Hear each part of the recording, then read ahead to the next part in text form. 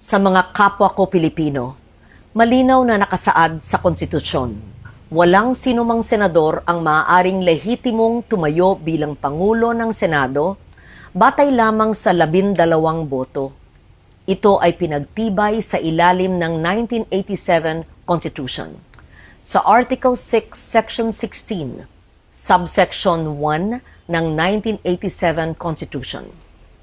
The Senate shall elect its President by a majority vote of all its members. Ang ibig pong sabihin, makakapaghalal lamang ng isang Senate President kung makakuha siya ng mayoryang boto ng lahat ng miyembro ng Senado. Ayon po sa konstitusyon, 24 ang kabuuang bilang ng mga halal na senador. Kaya naman, 13 po ang kinakailangan para magkaroon ng mayorya. Nakalagay din sa alituntunin ng Senado, sa Rule 2, Section 2, na the officers of the Senate shall be elected by the majority vote of all its members.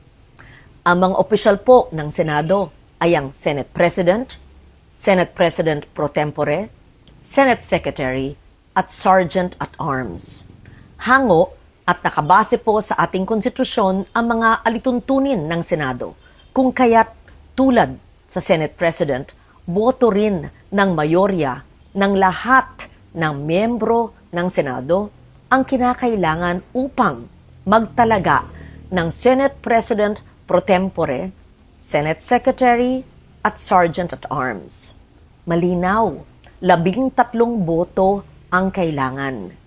Sabi din po sa Rule 15, Section 44 ng alituntunin ng Senado na except during the election of officers, a majority of the senators shall constitute a quorum. Simple lang po ang kahulugan nito. Iba po ang bilang na kailangan para sa quorum. Iba rin po ang bilang na kailangan para po sa eleksyon. Kapag eleksyon po ng mga opisyal ng Senado, kailangan ang mayoryang boto ng lahat ng miyembro ng Senado upang sila'y mahalal. Kaya naman, sa kabila ng aking paggalang sa aking mga kasamahan, labag sa konstitusyon at alituntunin ng Senado, ang nangyaring pagtatalaga ng Senate President pro tempore, Senate Secretary, at Sergeant at Arms dahil 12 senador lamang ang nasa plenaryo na bumoto.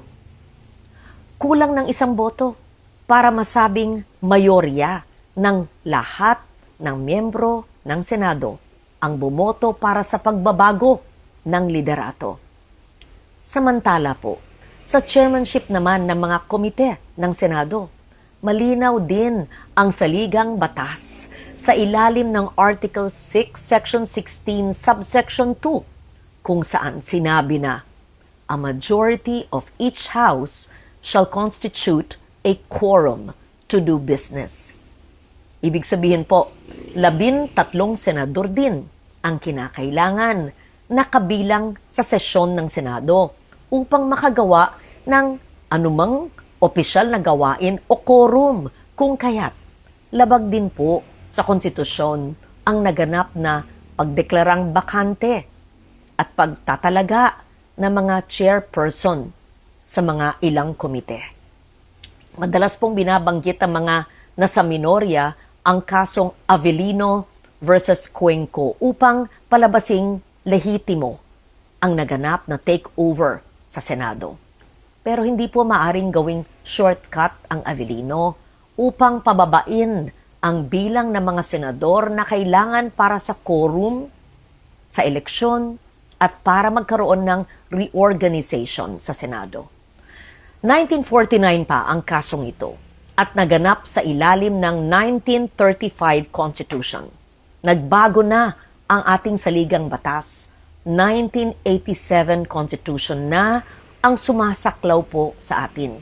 Dito, malinaw na 13 ang kinakailangang boto para maghalal ng Pangulo ng Senado at parehong bilang din ang kinakailangan para sa pagboto ng mga opisyal.